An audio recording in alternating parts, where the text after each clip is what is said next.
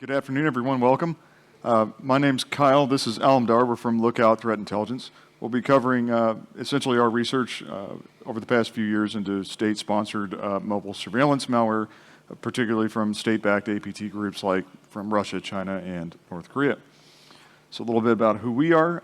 Again, as I said, I'm Kyle. This is Alemdar, and then our colleague Kristina as well, who contributed heavily to both the research here that we're presenting as well as the literal content of the slides. So she couldn't be with us here today, but without that work, we wouldn't be here in front of you. So you can find us all on LinkedIn if you'd like to look us up.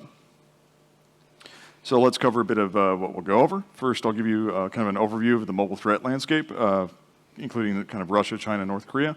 Then we'll get into more of a deep dive on kind of those APTs and their tactics and tricks that they use to kind of gain device access, counter detections, and we'll get into kind of who's under attack from these threat groups, as well as how we kind of make our attributions here. And then we'll close out the presentation with some takeaways. So let's jump into the overview, starting with Russia. Really, Russian mobile activity dates back to around 2019 with the Monocle family, which we discovered at that time. We now believe that that's used by probably the Turla threat group, or at any rate, some FSB-aligned threat group. This was recently, just last week, it's kind of solidified by some reporting out of Citizen Lab, who found that FSB installs kind of the Monocle family on devices when individuals are arrested, detained. In 2022, we discovered a family we call Bone Spy that we attributed to the Gamma Red threat group, which is another FSB group. Next, we discovered the kind of app component of a campaign called Infamous Chisel, which was a sandworm campaign against the Ukrainian military. And then earlier this year, we discovered another Gamma Ridden related family called Plain Gnome. Let's dive into some of the Chinese ones. And the Chinese kind of threat landscape in the mobile space, that dates back quite a bit farther than the Russian, going back to at least 2013. And as you can see kind of right off the bat, the number of kind of families and threat groups on from Chinese state-sponsored groups is quite a bit larger and more dense than the Russian ones, and that continues to be true leading up to today. Taking a kind of threat actor-centered look at this, the most prolific Chinese threat actors usually are APT-41, Poison Carp, Romy Mantis, which is a kind of crimeware group, very, very prolific in the space, and we've also attributed multiple families to kind of these Chinese private software development companies. And often those companies are developing forensics and spyware kind of on behalf of the Chinese government. Getting into North Korea, the North Korean kind of landscape dates back to around 2018 and continues to be quite active in the mobile space, including from threat groups such as Sun Team, Kimsuki, and Scarcraft. So Kimsuki is very prolific with kind of the Apple Zombie family on the lower part of the timeline, and then we've seen quite a lot of activity out of the Scarcraft group as well lately.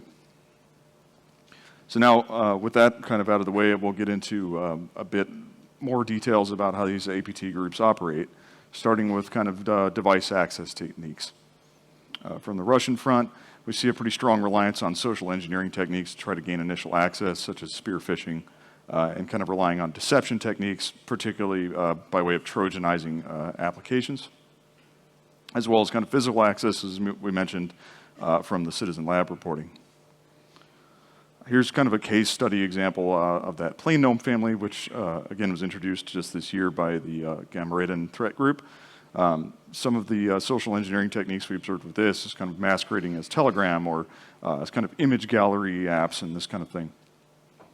On the right is kind of a demonstration of what Plain Gnome might look like to a victim who's installed the app on their device. They're presented with a kind of a single button that they can press, which starts a two-stage deployment process. So what we're looking at is kind of the UI from the victim perspective of the stage one application. Pressing the only button available starts kind of a chain of prompts, and those prompts will essentially convince or attempt to convince the victim to install the second stage, which carries out the malicious functionality. Once controls pass to that second stage, it starts kind of a headless background service that's actually doing all the surveillance collections, such as collecting SMS messages and contacts and things like this, as well as kind of the location of the device. However, this relies heavily on permissions. So the next thing that Plenome tries to do is kind of get the user to accept a long series of permissions such as location, access,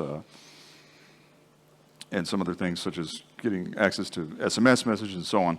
And they'll kind of continuously ask the user until they're granted. Once all that is granted, the application will display kind of like a photo gallery in this case.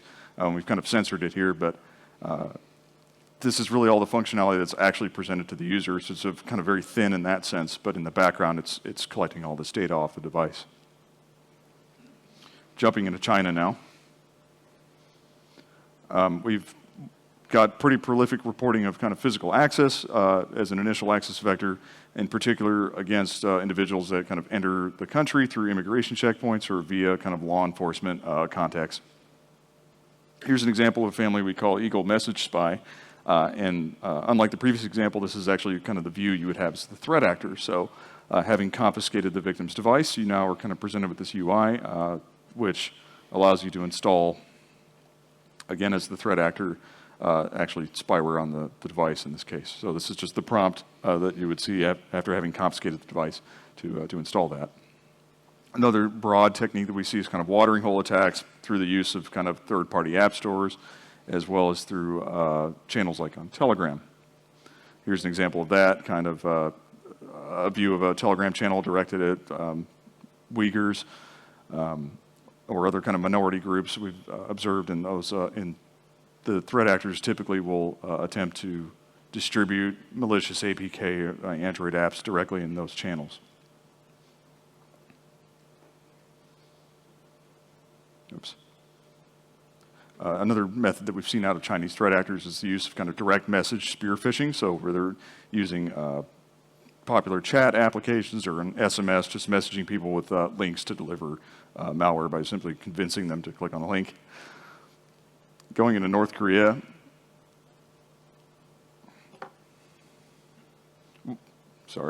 one of the more interesting kind of techniques that we've observed out of North Korean threat actors is from the Kimsuki group, kind of abusing Google Play's built-in test features. Particularly, this has been used with the Apple Zombie family, which is, again, quite prolific. This requires some steps, however, and some setup prior to actually carrying out the kind of device access process, which includes basically compromising victim Google credentials and some other steps. So the threat actor controls kind of a set of Google developer accounts. They can create multiple builds of Apple Zombie, which they'll then upload to the developer account. Test enclaves kind of can only consist of up to 100 emails, so these have to be sort of targeted attacks by nature. Compromised accounts can be added to this list of testers, kind of air quotes testers, after which, once the invites to participate in the testing, that is distribution of the malware, are received by the victims, and the threat actor can simply log into the compromised accounts and accept the invitations and install the applications to the victim devices kind of without really having to interact with the victim at all. Scarcraft APT we've kind of observed using the direct message phishing techniques, is like we've observed with the Chinese threat groups. In this case, images from Interlab here. Threat actors attempting to just convince a South Korean journalist to install their spyware on the device. Another kind of sub-technique of this used by Scarcraft is to kind of stage the malicious applications on public cloud storage services like pCloud or Yandex Disk, and then serving kind of links to where those apps are stored to victims by way of, again, kind of direct message spear phishing. So these threat actors will kind of attempt to counter detection and evade detection while kind of stealing data from these devices. Starting with Russia, again, heavy reliance on deception techniques, and you can kind of evade detection by using kind of Trojanization techniques, as well as kind of other distractors like adult content lures and things like this, as well as, in fact, Trojanized system apps in the case of the infamous Chisel campaign, which requires quite a lot of setup and some very advanced TTPs there. Really, most of this can be thought of as kind of pretext to subvert victim trust, right? So taking advantage of the trust that people have in basic social engineering techniques. with Russian malware, such as like in the Plainome example, we've seen multi-stage deployments in which a kind of low functionality first stage serves a malicious second stage, and as well as heavy use of encryption for kind of a number of reasons like hiding configuration files, hiding malicious payloads, and so on. For China, we've seen kind of similar techniques, such as kind of using dynamic loading and application versioning techniques, again, serving kind of a low functionality sample to the victim, and then following that up with additional kind of headless surveillance modules that appear invisible to the victim. As well as kind of using Trojanized popular apps, and in a couple of cases, kind of hiding malware artifacts in terms of just creating hidden directories on paths such as the SD card directory. In North Korea, similar techniques used by Kimsuki and Scarcroft in terms of using that dynamic code loading technique to get the applications on the device kind of in a stealthy manner, as well as kind of using encryption as kind of a typical technique. Here's an example of kind of encrypted exfil payload. So you kind of have the payload of the exfil itself, as well as the AES key, its length, the file path to the exfil, and then kind of the length of the file path itself, kind of all tied together into the exfil that's pulled out. North Korean threat actors, like the kind of Chinese and Russians here, use kind of Trojanized or fake versions of system apps, system utilities, like a fake settings app, for example, or Trojanizing popular chat apps. North Korea, perhaps obviously, kind of targets South Korea heavily. And as a result of that, they're Trojanizing kind of apps that are popular in South Korea, like Naver and others. So with that, I'll hand it over to Alemdar. Yeah, awesome. Thank you, Kyle. I will give the clicker another chance, see if it will work. But yeah, so hello, folks. So far, we have covered the general mobile threat landscape from these countries. And next, Kyle covered the initial access, how they gain access to the devices, and their countermeasures to detection. So in the agenda, what we have next is their victim profiles, how they differ in their targeting. And next, we are going to talk about how we actually make attributions, the techniques that we use with some case studies. And finally, yeah, we are going to wrap it up with key takeaways. So let's start with Russia. And when we look at the victim profile in Russia, we have seen indications showing domestic targeting. This is one group of targeting we have seen, and this is in the context of usually high-risk events like protests or high-risk individuals like some counterterrorism or related or counterintelligence-related targeting. And another unique thing we have seen targeting happening is with the purpose of supporting military operations. And we have seen this in Syria in 2016, 2017, and we observe it currently happening right now in Ukraine. And when this happens, this is usually done with the purpose of getting information on military planning and their combat operations, or like the locations of the forces in the field. So other than this, we see general targeting of Ukrainian government in recent years. And also there are entities, allied entities that are operating in Ukraine. So they are also valid targets for Russian APT groups in our observations.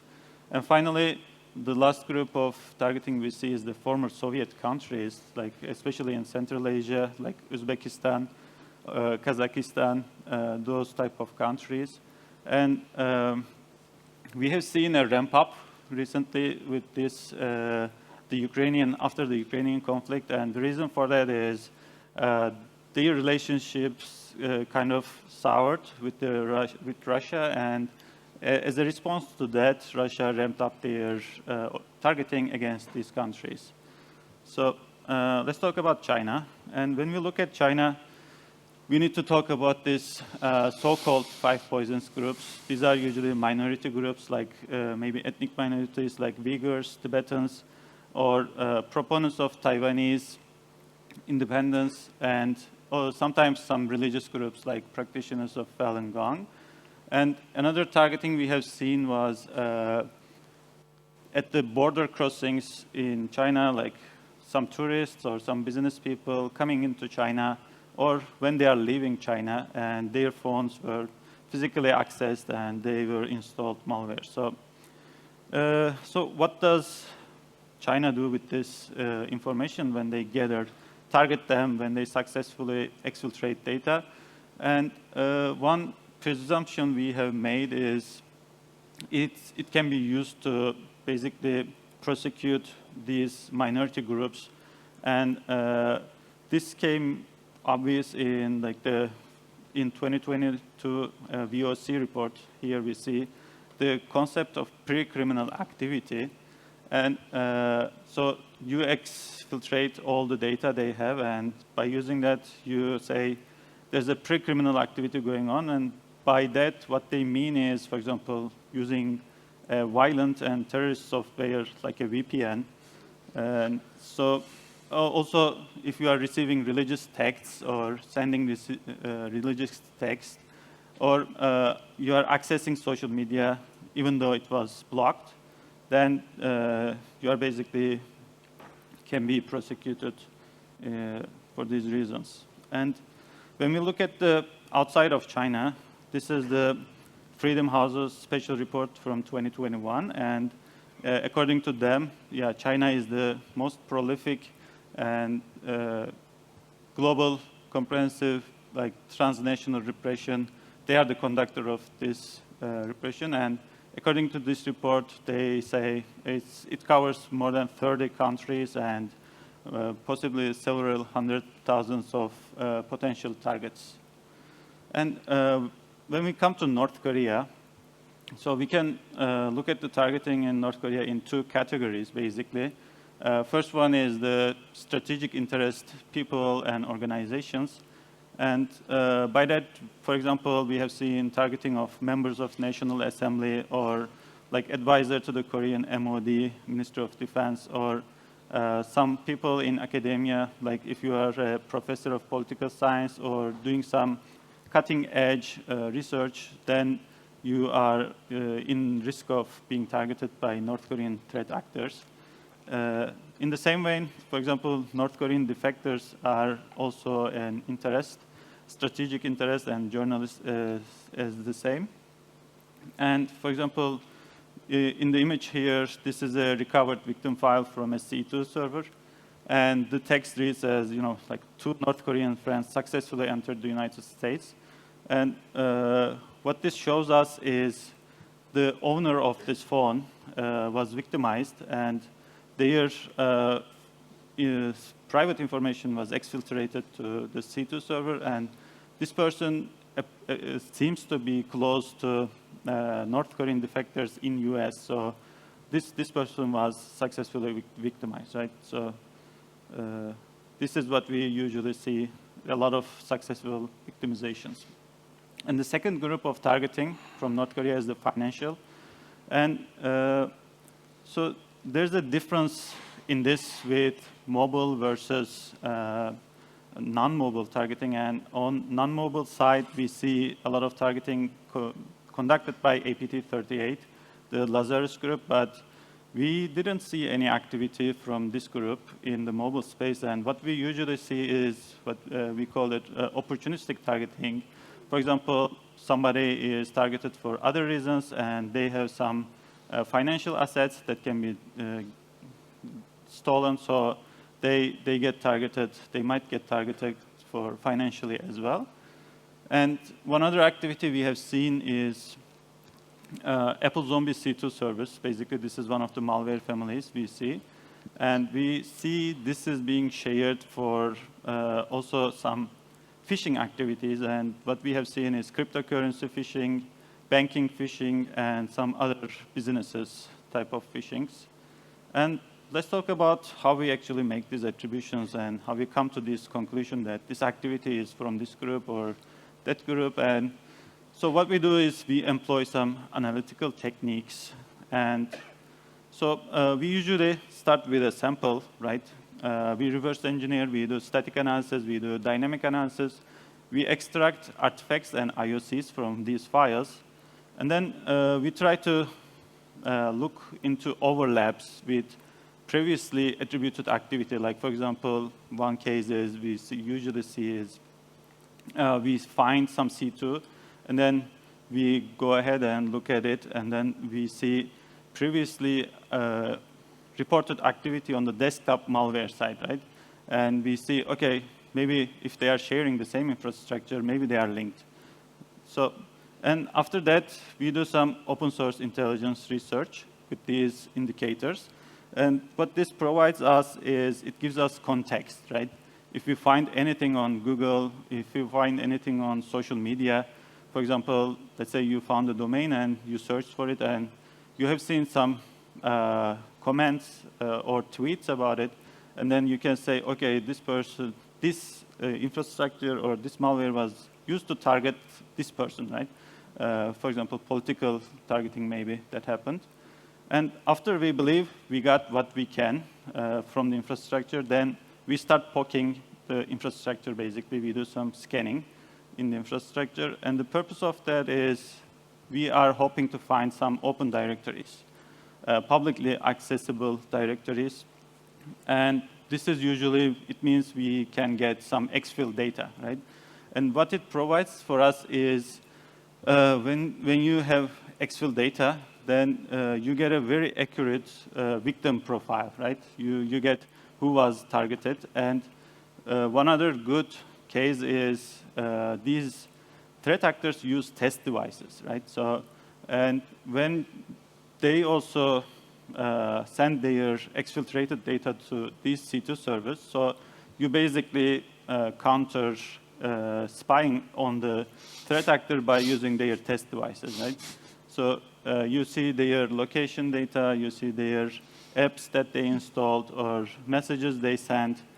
You basically become a witness to their operations. And so that's why we look at it. And since this is threat intel and we almost always work with incomplete or imperfect information, then we have to fill in the gaps with some judgments and inferences, right? And we do that by creating hypotheses. So this is basic threat intelligence practices, right? And we try to prove or disprove these hypotheses by using the data points we have. And we have to factor in the quality of information that we use. And for example, if we have multiple reliable sources supporting one hypothesis, we might end up with saying, you know, we make an attribution with high level of confidence, or some cases we don't have many reliable sources, then we have to say, okay, maybe this is just a low confidence or moderate confidence attribution. So let's have a look at some case studies where we made attributions. For example, in the Russian case, in the Gamarudin case, it was, this is just a data point, one data point, right? You have to use many. And so the C2 overlap with the desktop activity that was already reported to, related to Gamarudin, right? And, okay, so this is one of the C2s we have observed from a mobile malware. And it results to this IP address, right? And then when we look at the passive DNS data, we have seen several hundreds of other domains like this. And this was actually related to a desktop campaign that was attributed to Gamarudin. So this was a data point supporting our hypothesis. This mobile malware might be connected to the same group, right? In this case, Gamarudin. And when we are looking into cases from Russia, Russian language artifacts comes useful, right? So for example, these are the file names on VirusTotal, and they were submitted with these file names. And this immediately gives us a data point to suggest that this targeting might be targeting some Russian speakers, right? Otherwise, it wouldn't make much sense. And also, when we look at the samples, this is a decompilation of one of the Android samples, and you see some log strings or some variable names, etc. And in this case, this is a C2 command, right? It says delete cache. And the cache is with a weird spelling, right? And the reason for that is it started as cache, and then it was turned into Russian.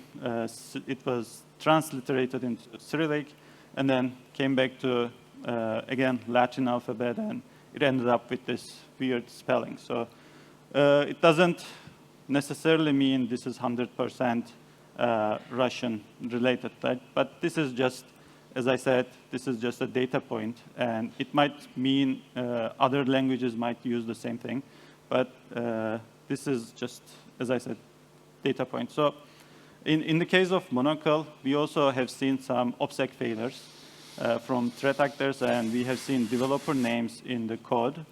Here you see that one, and we have seen email addresses in config files again, and you wouldn't expect it normally, but when you search, when you do some OSINT research on this and you look into social media or LinkedIn, and we were able to find profiles from some real people, and they were working for some companies, and when we looked at it, then we were able to find, attribute this malware family to this Russian software company called Special Technologies Center.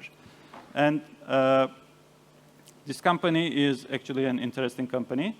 When you look at it publicly, they develop and they sell these security products, right? Like Defender is like an antivirus, and like NetMonitor is a monitoring tool for networks. And they are usually targeted for Russian government, basically. And when we looked at their publicly advertised products, we have noticed that they used the same infrastructure they used with these malware operations, right? So their legal and public work was overlapping with their malware operations, basically, and this is another data point. So let's look at some case studies from China, and this is a C2 panel login screen for Eagle Message Spy. And so when we looked at this IP address and when we look at its passive DNS data, we have seen some commercial subdomains, right? In this case, TZ Safe is the name of the company that they used. And okay, so the point that I made about open directories, we were able to find manuals that were written by these companies for their end users, right? And in these manuals, for example, this one is the manual for the web panel, right? Administration panel.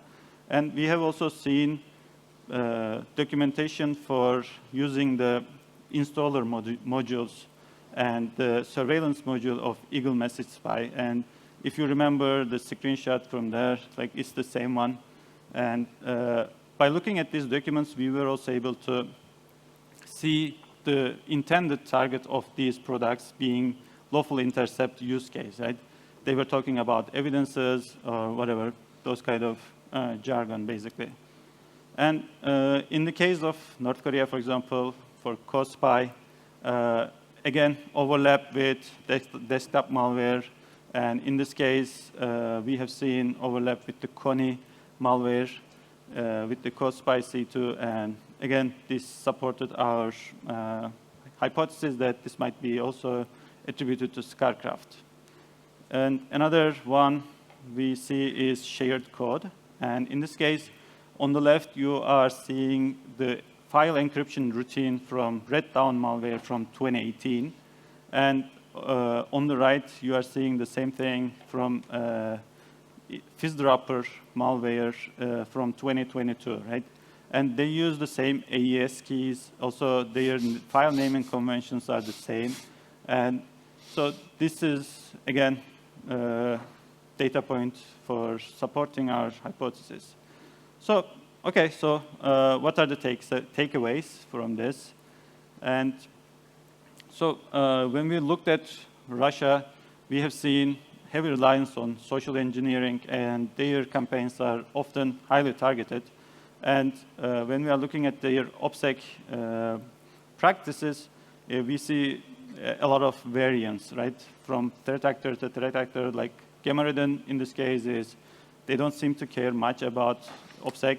And on the other hand, for example, an actor like Turla may be much more careful about their OPSEC. And yeah, in Russia case, we see domestic surveillance and support for military operations. The reasons, their use cases, like in Syria and Ukraine, we talked about this. And in the case of China, we talked about forensics tool. So this is not a spyware. This is a forensics tool, and it's installed on these devices. This is one of the concepts we see. And another one is this calls for proposals from government entities. And what this means is these government entities open calls for proposals for basically spyware or surveillanceware tools. And then these private small software companies respond to them, and they get awarded the project, and they basically deliver it. So in the life cycle of this whole thing, it's we need to emphasize the role they play, basically, these small-sized software engineering companies. And for the case of North Korea, something we have seen interesting is they seem to find novel ways to abuse legitimate features, like the Google Play internal testing we talked about. And another interesting thing we have seen from them is lateral movement from, like, they have access to the desktop of the victim, they have credentials of the victim, and then by using these two, they literally they pivot to the mobile, right? This is something unique that we see. And in terms of common shared property, we see, very highly targeted and hands-on operations and, long stretched campaigns, basically. So when it comes to mitigation techniques, what do we recommend, right? So for individuals, we recommend that individuals stick to official stores when they are basically installing apps. I mean, obvious, basic cyber hygiene, right? So, and obviously, do not follow these unsolicited links that you receive through SMS messages or through social media. And when you are installing some apps, pay attention to what sort of permissions you are granting so that they can be abused against you. And we recommend that you enable native security features of the operating system that you are using, for example, Android, Google Play Protect. And in the spirit of layered protection, we also recommend that you might want to adopt a mobile antivirus. And for enterprises, we recommend that adopt and deploy mobile EDR products. And when they do that, we recommend that they do it into the security function of the enterprise, and so that right people are behind it. So, and once they have it in place, then we recommend that they test and audit it regularly, so they make sure everything is working fine. And finally, after being witness to successful victimizations over the years, so we want to make a call to action to every party involved in the space, in the industry, to help each other, collaborate each other, to protect these organizations and individuals at risk.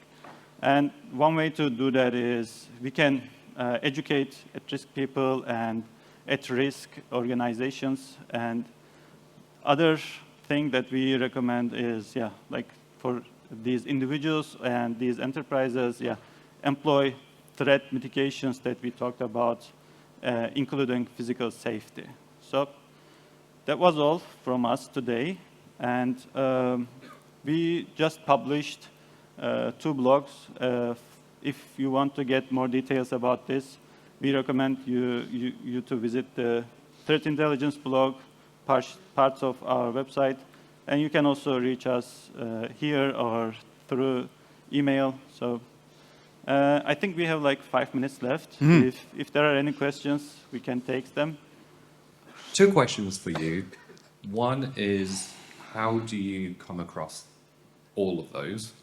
Is it like, do you get reached out to, or do you find them yourself? And if so, how?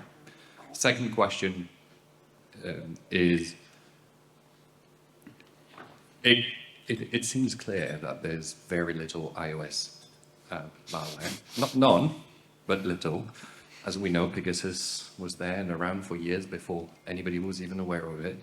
So that's another problem from Apple. But anyway, why do you think that is, and what can Google learn from maybe Apple or anything else to make the platform more secure? So, two questions for you. So the first question, if I remember correctly, is where do we get these? Yeah, how do you come across? Right. So how do we come across this? So we actually acquire applications from a number of different sources, kind of automatically. We have an acquisition pipeline, and we've kind of been acquiring apps for 10, 15 years now, kind of from across, I don't know, multiple sources, including some of the app stores and so on. And so we kind of accumulate these, and then we can hunt through that data set and kind of find malicious apps within that, essentially. And then, kind of on top of that hunting, we're also kind of developing detections in that against these, so kind of like Yara detections and so on. And then through that, building detections and threat hunting, we can kind of track these families across time. And so that's essentially to answer your question, that's the basic rundown of kind of where we're getting these, as we've kind of automated that process for a number of years now. The other question being, basically, what can we do about trying to get Android to be about as secure as iOS, as far as I understand, right? That's kind of the spirit of your question. Yes and no, because part of the iOS has its own problem. Apple doesn't provide any endpoint security framework for iOS, unlike macOS, right? And that creates problems because you lack visibility when there is. Right. So it's not fully secure, but it appears more secure overall than Android. So it's not necessarily how can it be more like iOS, but be more secure, full stop. Right. I think it just has to do with the architecture and philosophy, right? So Android generally has a more open philosophy and open architecture. The documentation is all out there and easily accessed. That's probably one part of it. Apple's philosophy is kind of the polar opposite of that, right? Kind of lock everything down and so on. It could be that it's easier to develop maybe for Android than it is for Apple for a number of reasons. You have to be pretty vetted to be a developer for Apple, for example. We do see kind of iOS side malware, but you're right, it is far less for one reason or another. So I think that what it boils down to is probably money and time as a threat actor, right? It costs more money, it costs more time to develop iOS malware, basically, than Android. Yeah, but for me, that kind of sounds like, is it really beneficial to be that open? And I have an Android phone myself, right? So I'm speaking, I'm not saying iOS is better or anything. Right. It just feels like, is this really overall beneficial to be that open, given how open it is to malware in the end? Yeah, and that's kind of a question of balance, probably, right? You kind of want to strike a balance between too secure and not secure enough, I suppose. But do you have anything to add to that one, Alemdar? Because I might have missed something there. We can talk about what we see on the iOS side. And again, we see heavy social engineering, right? And then you can convince people to click through 15 steps of allowing permissions and installing a profile, and then downloading the malware and giving all the permissions. So in some cases, we have seen that happening. And it's not usually like the NSO case, Pegasus case, but it's more on the social engineering side. And right. The other thing was the side loading, right, basically. And now on the iOS side, we are having some options for alternative markets, right? And we think that might make things different in terms of that. So, yeah. Yeah, Apple heavily argued against that. Right. Thank you. Yeah. There's other questions. Thank you. Thank you. Yeah. Hey, is this on? All right, great. So I wanted to ask about the general profile of people who are being targeted here. It seems like the demographic that's most at risk and common across all these states is it's people who are individually enemies of their government, particularly people who are within a certain government.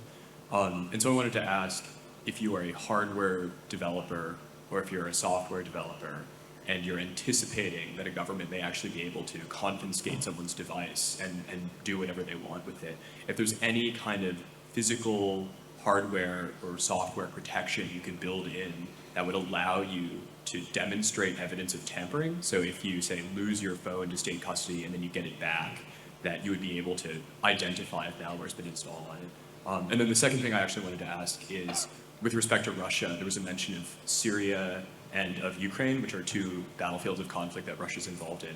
But I also wanted to ask, is there any evidence of Russia conducting cyber operations in Africa, particularly in the Central African Republic? So to your second question about Russia maybe conducting operations in the Central African Republic or in Africa, I haven't really seen that, to be honest. Interesting question, but say again, sorry? China is. Well, just specifically from the kind of mobile space, right? We haven't really seen it out of Russia. So that is interesting, though, that you bring that up. But yeah, we've observed it in Syria and then in Russia too. But are we over time? We might be over time. Huh? Yeah. Do we need to evaluate? Well, I'll finish answering your question in any case. As for the kind of hardware-based mitigations or software-based mitigations, I think Apple has some protections, like there's kind of a lockdown mode and things like that you can kind of enable, just sort of protect yourself against if you suspect you've been infected. Off the top of my head, I don't know that Android has a similar feature set. Like am I missing something again? When we get that question from our customers, one thing we recommend is don't take your real phone with you, like take a burner phone or whatever, right? That's the, I guess, the best. Yeah, that's kind of the easy answer, I guess. Yeah. Don't take your laptop, like if you are working on secret projects or whatever, right? I don't know if that's applicable recommendation, but yeah, we have recommended this in the past, and yeah, the feedback was positive mostly. Like, so I assume it works. Yeah. It's a hard question, so thank you. Thank you. Yeah, with that, I think we're a little bit over time. So thanks for the questions and Yeah. thanks for coming. Thank you. Yeah.